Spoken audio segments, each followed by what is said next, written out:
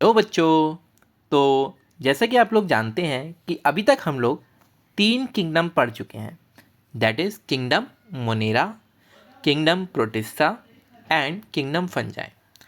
आज की क्लास में हम लेके आए हैं आप लोगों के सामने एक और नया किंगडम, किंगडम प्लांटे।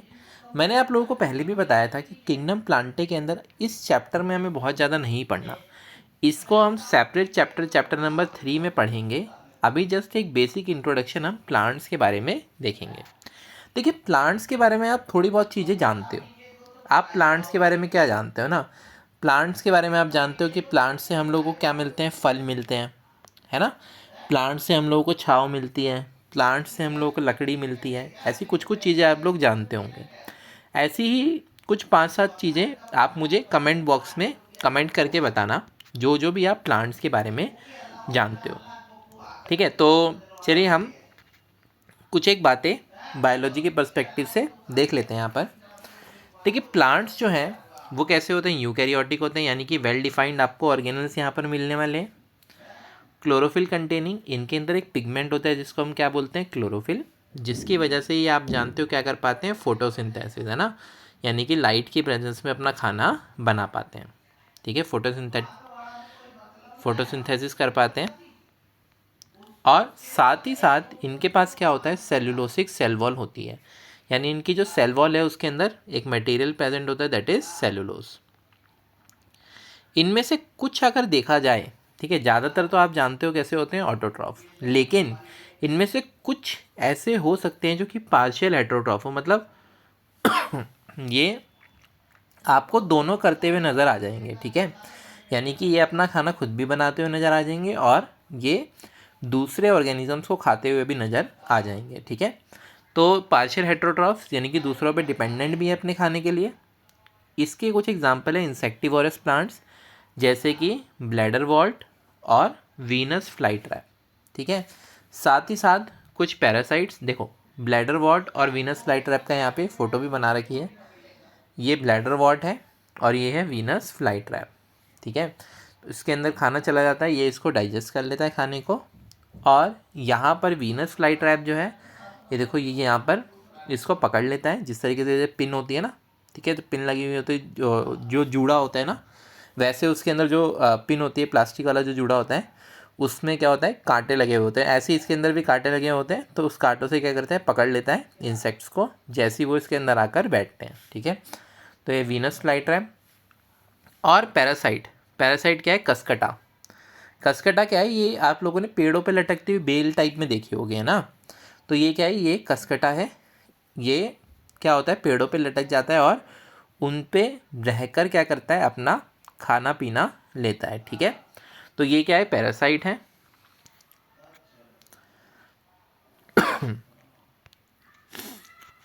देखिए, प्लांटे के अंदर 5 कैटेगरी हमें पढ़नी है। देखिए, कौन कौन सी पढ़नी है।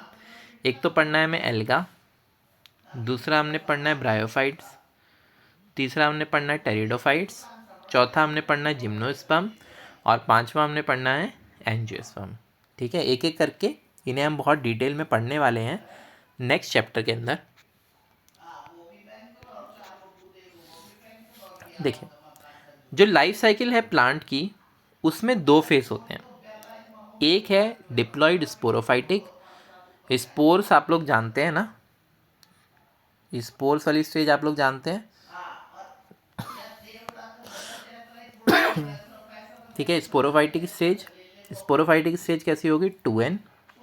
और यहाँ पर ये जो स्पोरोफाइटिक स्टेज है, ठीक है, ये क्या कर सकती है, स्पोर्स को यहाँ पर बना सकती है। ठीक है, अब देखिए यहाँ पर ये जो स्पोर्स बनाएगी, और दूसरी क्या है, हैप्लॉइड गैमेटोफाइटिक स्टेज, यहाँ पर ये क्या कर सकती है, गैमेट्स को बना सकती है। यहाँ पर होता क्या है कि मान लो हमने एक जगह से स्टार्ट किया यहाँ पर, ठीक है, जैसे अगर मैं बात करता हूँ, लेट्स से मैंने यहाँ पर स्पोर्स से आपके सामने स्टार्ट किया, ठीक है, या अगर फॉर एग्जांपल में चलो जाइगोट से स्टार्ट किया। देखिए, जाइगोट जो है कैसा है, डिप्लॉयड है, 2n। ये जाइगोट किस में कन्वर्ट हुआ, स्पोरेंजियम। अभी जो स्पोरेंजियम है, स्पोर बियरिंग है, ठीक है, इसमें मियोसिस होगा और मियोसिस होने के बाद क्या बनेगा, स्पोर्स बनेंगे। अब देखो मियोसिस हुआ है, मियोसिस होने से क्या होता है, 2n अगर कहीं पे होता है तो वो क्या बन जाता है, n बन जाता है, ठीक है। यानी पेयर अगर होता है तो वो सिंगल हो जाता है। तो स्पोरेंजियम से क्या बनेंगे, स्पोर्स। स्पोर्स से क्या बनेगा, गैमेटेंजियम, ठीक है। गैमेटेंजियम से अगेन क्या बनने वाले हैं, गैमेट्स। ये जो गैमेट्स है इनमें क्या होगा, फर्टिलाइजेशन। एक बार फर्टिलाइजेशन अगर हो गया तो फिर से जाइगोट बन जाएगा। तो ये पूरा प्रोसेस है जो कि चलता रहता है यहाँ पर। तो sporophyte, gametophyte, sporophyte, gametophyte, sporophyte, gametophyte, ये पूरी एक साइकिल क्या होती है, कंटिन्यू होती रहती है, ठीक है। और ये जो अल्टरनेशन हो रहा है, ठीक है, एक बार स्पोरोफाइट, फिर गैमेटोफाइट, स्पोरोफाइट, गैमेटोफाइट, इसी को हम क्या बोलते हैं, इस फिनोमेना को हम बोलते हैं अल्टरनेशन ऑफ जनरेशन। बहुत ध्यान रखना, अल्टरनेशन ऑफ जनरेशन एक बार यहाँ टर्म आई है, बहुत इंपॉर्टेंट है, एग्जाम में क्वेश्चन पूछता है। एक बार ये टर्म दोबारा भी आपके सामने आएगी, अल्टरनेशन ऑफ जनरेशन, जब हम पढ़ रहे होंगे एनिमल्स, तो तब भी मैं आपको ये याद दिलाऊंगा कि अल्टरनेशन ऑफ जनरेशन टर्म्स आई है, ठीक है। तो देखो यहाँ पर आपको पर्टिकुलरली यहाँ पर दिखा रखा है जैसे एंजियोस्पर्म्स के लिए, तो मेल गैमेटोफाइट जो है पोलेन में, ठीक है, मेल गैमेटोफाइट, यहाँ पर ये मेल गैमेटोफाइट है, यहाँ पर इसके अंदर क्या होगा, मेल गैमेटोफाइट होगा। फिर ये फीमेल गैमेटोफाइट भी आपको दिखा रखा है, ठीक है। फीमेल गैमेटोफाइट किसके अंदर है, इस ओवरी के अंदर है, इस वाले स्ट्रक्चर के अंदर पर्टिकुलरली। तो इसको हम पढ़ेंगे आगे जब हम बात करेंगे क्लास 12th के अंदर सेक्सुअल रिप्रोडक्शन इन प्लांट्स, ठीक है। तो हम एक एक चीज़ को समझेंगे, वहाँ पर गैमेटोफाइट क्या है, स्पोरोफाइट क्या है, ठीक है, और गैमेटोफाइट में मेल और फीमेल गैमेटोफाइट क्या है। तो अभी के लिए आप लोगों को इतना समझ में आ गया होगा कि जाइगोट से क्या बना, स्पोरेंजियम, ठीक है। स्पोरेंजियम जो है उसमें मियोसिस होकर स्पोर्स बनेंगे, स्पोर्स से फिर फर्दर गैमेटेंजियम डेवलप होगा, और गैमेटेंजियम में फिर गैमेट्स बनेंगे। उनका जब फर्टिलाइजेशन होगा तो अगेन क्या बनेगा, जाइगोट। तो ये हमने बेसिक्स बिल्कुल देख लिए हैं किसके, किंगडम प्लांटे के। नेक्स्ट हम बात कर रहे हैं किंगडम एनिमेलिया की। देखिए किंगडम एनिमेलिया आप पहले से ही जानते हैं ना, बहुत सारे एनिमल्स के बारे में आप लोग जानते होंगे। बहुत सारे एनिमल्स हम अपने आसपास देखते हैं ना, जैसे कि अगर मैं बात करूं गाय, ठीक है, भैंस, ठीक है, या कुत्ता, है ना। बहुत बहुत सारे एनिमल्स आपने देखे, डॉग, हैन, और भी बहुत सारे एग्जाम्पल्स आप मुझे बता सकते हैं ना। तो ये सारे किसके अंदर आते हैं, किंगडम एनिमेलिया के अंदर आते हैं। क्या कर सकते हैं, मूव कर सकते हैं, है ना, खाना खा सकते हैं, और क्या क्या कर सकते हैं, ठीक है, ये बहुत सारी चीज़ें कर सकते हैं। देखो ये बहुत सारे एग्जांपल्स दे रखे हैं किंगडम एनिमेलिया के, ठीक है, चूहा, और ठीक है, ये आपको बहुत सारे एग्जांपल दे रखे हैं, घोड़ा दे रखा है, ठीक है, इसी तरीके से आपको डियर दे रखा है। तो ये बहुत सारे एग्जाम्पल है, ऊँट दे रखा है। Animals are multi cellular, animals कैसे होते हैं, मल्टी सेलुलर होते हैं। एनिमल्स में बहुत सारे सेल्स होते हैं, साथ ही साथ ये क्या होते हैं, हेटेरोट्रॉफिक होते हैं, यानी अपना खाना खुद नहीं बनाते। और यूकैरियोटिक ऑर्गेनिजम्स होते हैं, ठीक है, यानी कि वेल डिफाइंड न्यूक्लियस होता है या नहीं होता है, होता है। और विदाउट सेल वॉल, इनके पास सेल वॉल नहीं होती, ठीक है। तो ये फीचर हैं किसके, एनिमल्स के। अब देखो एनिमल्स की अगर हम बात करें तो ये डायरेक्टली और इनडायरेक्टली अपने खाने के लिए प्लांट्स पे डिपेंड करते हैं। अच्छा आपके दिमाग में क्वेश्चन आएगा कि सर ठीक है, अगर मैं बात करूं ऐसे एनिमल्स की जो कि घास खाते हैं या फिर जो सब्जी खाते हैं, फल सब्जी खाते हैं, तो मैं उनके बारे में तो मान सकता हूँ कि सर वो खाने के लिए डिपेंड करते हैं प्लांट पे। लेकिन सर जो है ही कार्निवोर, यानी कि जो केवल मांस ही खाते हैं, वो कैसे प्लांट पे डिपेंड कर रहे हैं सर। भाई देखो, अगर आप देखोगे तो यहाँ पर हर एक एनिमल जो है ना वो प्लांट पे डिपेंड करेगा ही करेगा। क्यों, मान लो कि ठीक है वो सिर्फ और सिर्फ किसी एनिमल को खा रहा है, हमने मान लिया, पर उस एनिमल ने भी तो किसी प्लांट को खाया होगा, उस प्लांट के प्रोडक्ट को खाया होगा। तो कहीं ना कहीं अल्टीमेट जो सोर्स है जहाँ से खाना आ रहा है वो क्या है, प्लांट है, ठीक है। ये डाइजेस्ट कर सकते हैं फूड किस में, इंटरनल कैविटी में, अंदर की कैविटी में, खाली ये जो जगह है यहाँ पर अब एकदम खाली नहीं होती इसका मतलब, ठीक है, यहाँ पे ऑर्गेन्स होते हैं। और बेसिकली यहाँ पर क्या है, ऑर्गेन्स की बात हो रही है। इन ऑर्गेन्स के अंदर क्या होगा, खाना पचेगा, और साथ ही साथ ये फूड को रिजर्व करके भी रखते हैं, स्टोर करके भी रखते हैं, किसकी फॉर्म में, ग्लाइकोजन और फैट की फॉर्म में। इनका जो मोड ऑफ न्यूट्रिशन यानी खाना खाने का जो तरीका है वो क्या है, होलोजोइक है। यानी कि होलोजोइक क्या है, इंजेक्शन ऑफ फूड, ठीक है। यानी फूड को हम क्या कर लेते हैं, स्वेलो कर लेते हैं। तो ये क्या है, होलोजोइक मोड ऑफ न्यूट्रिशन कहलाता है। यही same example holozoic mode of nutrition, ध्यान रखना, आपको अमीबा में भी देखने को मिलता है, ठीक है। तो कभी कभार क्वेश्चन में पूछ लेता है amoeba has which mode of nutrition, ठीक है। अगर मान लो हमारे बारे में ही पूछ ले या काओ के बारे में पूछ ले तो आप क्या बोलोगे, होलोजोइक मोड ऑफ न्यूट्रिशन ही बोलोगे। मुझे उम्मीद है आप लोगों को ये चीज़ एकदम क्लियर होगी। नेक्स्ट हम बात करते हैं एनिमल्स के बारे में फर्दर। तो ये देखिए इनकी एक डेफिनेट ग्रोथ पैटर्न होता है ना। अब ये ग्रो करते हैं किसके अंदर, एडल्ट्स के अंदर। और ये जो एडल्ट्स होंगे इनका एक फिक्स शेप होती है और फिक्स साइज होता है ना। अब मुर्गी मुर्गी जैसी दिखाई देगी, कुत्ता कुत्ते जैसे ही दिखाई देगा, ठीक है। साइज़ भी लगभग बराबर ही होता है। ऐसा तो नहीं है कि भाई अगर जैसे फॉर एग्जांपल चलो ह्यूमंस की हम बात करते हैं तो चलो एक ह्यूमन 4.5 फीट का है कोई, है ना। अगर कोई दूसरा ह्यूमन है जो 5 फीट का है, 5.5 फीट का है, 6 फीट का है, वैसा तो नहीं है कि भाई कोई ह्यूमन 10 फीट का निकल गया, कोई ह्यूमन 2 फुट का निकल गया ना। बहुत रेयर चांस होंगे, ठीक है। ऐसा नहीं है कि बहुत कॉमन है कि भाई बहुत अलग अलग तरह की हाइट है कि एक तो ह्यूमन 2 फुट का है, एक ह्यूमन 200 फुट का है, ठीक है, कोई 5 फुट का है, कोई 50 फुट का है, ऐसा नहीं होता। तो डेफिनेट शेप और साइज़ होता है, ठीक है। और ये जो हायर फॉर्म्स हैं वो क्या शो करते हैं, सेंसरी एंड न्यूरोमोटर मैकेनिज्म, ठीक है। इनके पास क्या होता है, सेंसेस होते हैं और इनके जो ब्रेन है उससे क्या कर सकते हैं, अपने एक्शंस को कंट्रोल कर सकते हैं ना।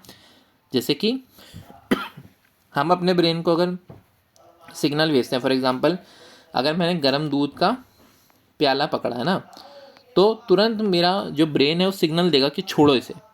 तो तुरंत क्या होगा, वो प्याला मेरे हाथ से छूट जाएगा, ठीक है। तो ये क्या है, सेंसरी और न्यूरोमोटर मैकेनिज्म है, ठीक है। या कभी कभार ऐसा भी हो जाता है कि बहुत ज़्यादा कोई कीमती चीज़ होती है, हम अपने दिमाग को मनाते हैं कि नहीं नहीं नहीं अभी इसको रखना नहीं है, थोड़ा सा रुक के रखेंगे। तो कई बार वो वाली चीज़ भी है ना। तो ये न्यूरोमोटर मैकेनिज्म का ही पार्ट है।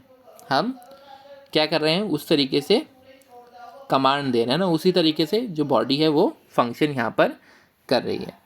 सारी चीज़ें हमारी कंट्रोल में नहीं होती हैं, ऐसा नहीं है कि सभी चीज़ों पे हमारा कंट्रोल है, ठीक है। वो सब चीज़ें हम आगे डिटेल में बात करेंगे, लेकिन इतना आप समझ लो कि थोड़ी बहुत चीज़ें हम अपने हिसाब से कंट्रोल कर सकते हैं। हमारी बॉडी की मूवमेंट्स को थोड़ा बहुत कंट्रोल हम कर सकते हैं, ठीक है। और ज़्यादातर जो एनिमल्स है वो क्या होते हैं, कैपेबल ऑफ लोकोमोशन, यानी कि चल फिर सकते हैं, ठीक है, किसी तरह से मूवमेंट कर पाएंगे। सेक्सुअल रिप्रोडक्शन इनमें किस तरीके से होता है, कॉपुलेशन से होता है, ठीक है। अब देखो ये जो कॉपुलेशन टर्म है इसको अभी के लिए आप बिल्कुल भूल जाओ, कॉपुलेशन टर्म, क्योंकि अभी अगर हम डिटेल में समझाने चले गए तो फिर इसमें बहुत ज़्यादा टाइम चला जाएगा, ठीक है। तो कॉपुलेशन टर्म मैं आप लोगों को बिल्कुल अलग से बता दूंगा जब भी इसका यूज़ आने वाला है, ठीक है। जो सेक्सुअल रिप्रोडक्शन है किससे होता है, कॉपुलेशन से होता है, किससे, मेल और फीमेल के, फॉलोड बाय एम्ब्रायोलॉजिकल डेवलपमेंट। अब इसके बाद क्या होगा, फिर एम्ब्रायो का डेवलपमेंट होगा। मैं आपको एक थोड़ा सा बेसिक जस्ट बता देता हूँ इसमें कि जैसे मेल है और फीमेल है। अब इसके अंदर होता क्या है कॉपुलेशन प्रोसेस के अंदर, सिर्फ इतनी चीज़ अभी आप जान लो कि एक पेरेंट से, जैसे फॉर एग्जांपल मेल से गैमेट किसके पास जाता है, फीमेल के गैमेट के पास जाता है। यही जो प्रोसेस है क्या, कि एक से गैमेट दूसरे पेरेंट के पास जा रहा है, ठीक है। यानी ये फॉर एग्जांपल अभी मैंने लिया कि मेल गैमेट जो है फीमेल गैमेट के पास जा रहा है, यही जो प्रोसेस है ये क्या है, कॉपुलेशन का प्रोसेस कहलाता है। और जब कॉपुलेशन का प्रोसेस पूरा हो जाता है तो फिर ये जो दोनों गैमेट्स हैं ये क्या कर जाते हैं, फ्यूज़ कर जाते हैं और फर्टिलाइजेशन जो है वो कंप्लीट हो जाता है, ठीक है। इसके बाद क्या होता है, जाइगोट बनेगा और वो जाइगोट ही फर्दर क्या बनाता है, एम्ब्रायो बनाता है, बच्चे को जन्म पूरी तरीके से देता है, ठीक है। जाइगोट में ही फर्दर डेवलपमेंट होता है और क्या बन जाता है, एम्ब्रायो। तो ये पूरा प्रोसेस देखने को मिलता है किसके अंदर, एनिमल्स के अंदर। तो बहुत बेसिक थी, थोड़ी थोड़ी बातें हमने एनिमल्स के बारे में भी की। अब हम स्टार्ट करेंगे viruses, viroids, prions and lichens. देखिए अभी तक जो 5 किंगडम हमने पढ़ लिए, तो 5 किंगडम पढ़ने के बावजूद हमें अलग से कुछ ऑर्गेनिजम्स को पढ़ना पड़ रहा है। और क्यों पढ़ना पड़ रहा है? क्योंकि जाहिर सी बात है, अगर ये इन 5 कैटेगरी में से किसी एक कैटेगरी के अंदर आ जाते, वायरसेस, वायरॉइड्स, प्रायॉन्स और लाइकेंस, तो हमें इन्हें अलग से नहीं पढ़ना पड़ता।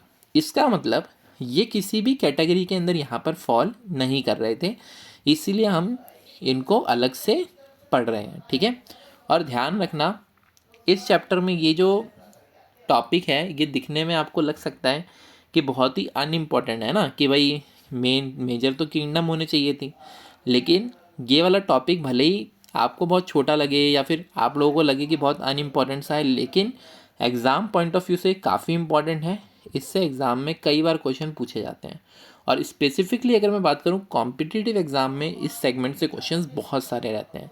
तो इस सेगमेंट को बहुत ध्यान से देखिएगा, ठीक है, क्योंकि फैक्चुअल पार्ट यहाँ से बनता है, तो यहाँ पर क्वेश्चंस भी सीधे सीधे कई बार फैक्ट ही उठा के पूछ लिया जाता है। ठीक है, अलग से क्वेश्चन भी नहीं बनाया जाता है, सीधे सीधे वो फैक्ट उठाता है और क्वेश्चंस को पूछ लेता है। चलिए शुरू करते हैं हम।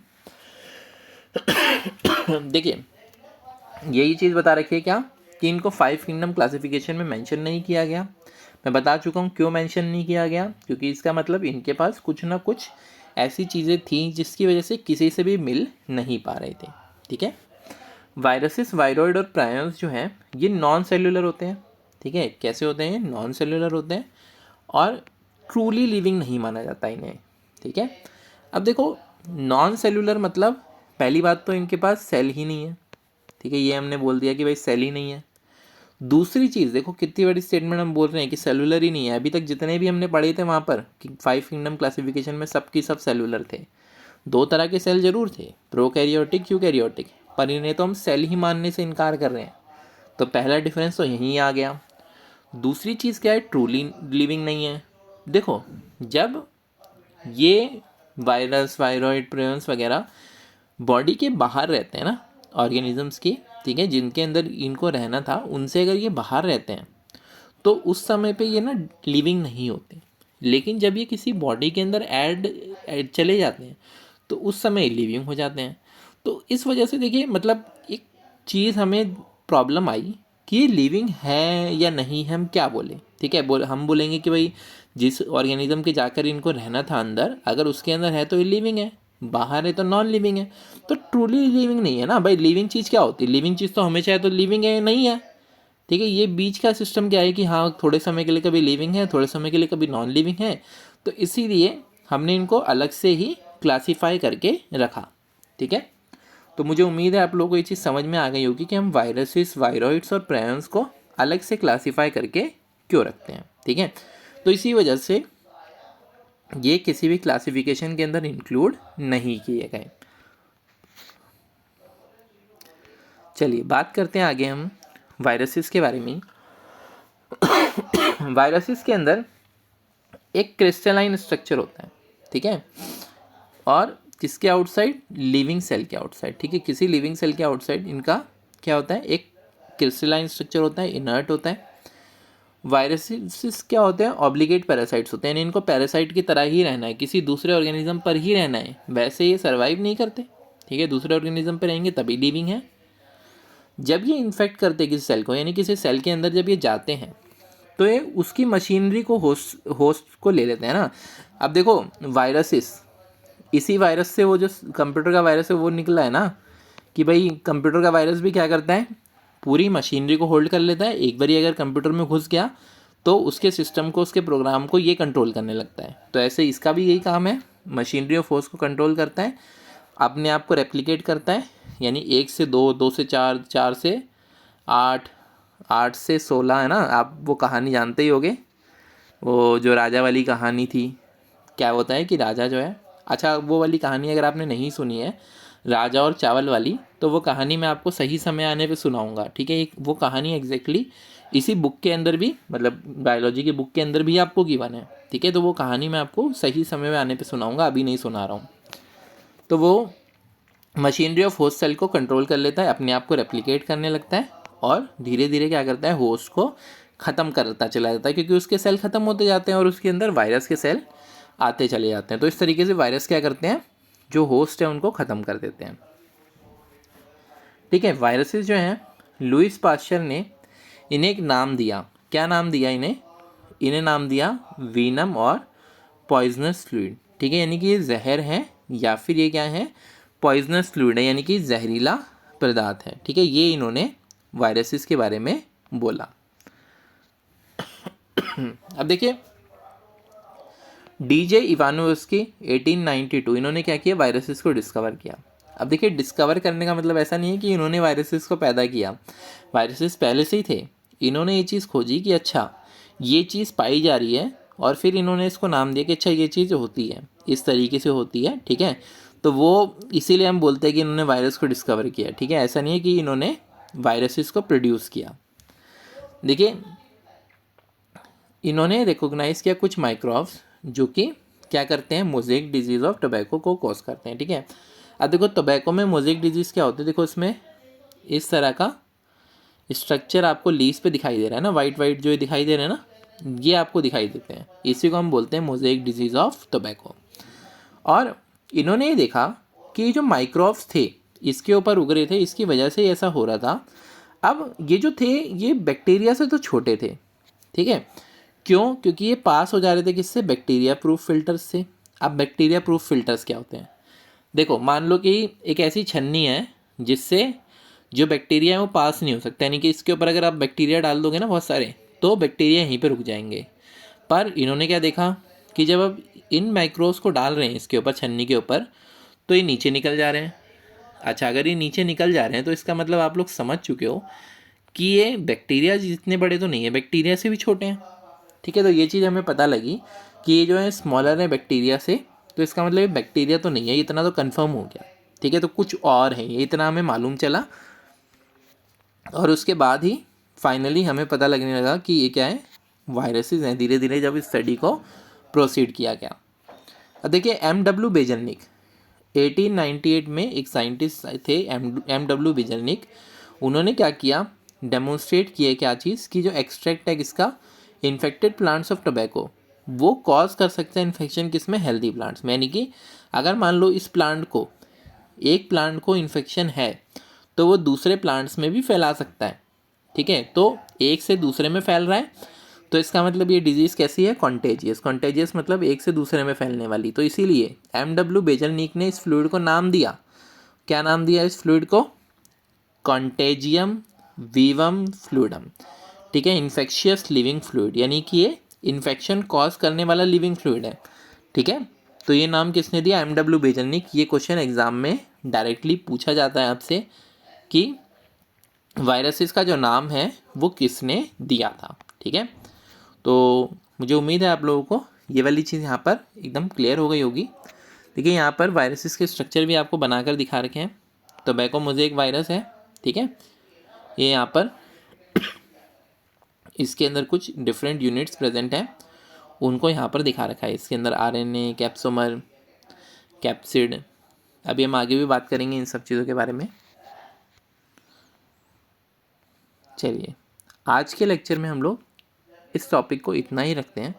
इसकी आगे का जो टॉपिक है वो हम कंटिन्यू करेंगे नेक्स्ट क्लास में, क्योंकि अगर हम इस क्लास में कंटिन्यू करेंगे तो वीडियो लेक्चर लंबा हो जाएगा। ठीक है, तो फिर आप लोगों को देखने में परेशानी होगी। चलिए, होपफुली आप लोगों को आज का लेक्चर बिल्कुल अच्छे से समझ में आया होगा। Thank you very much.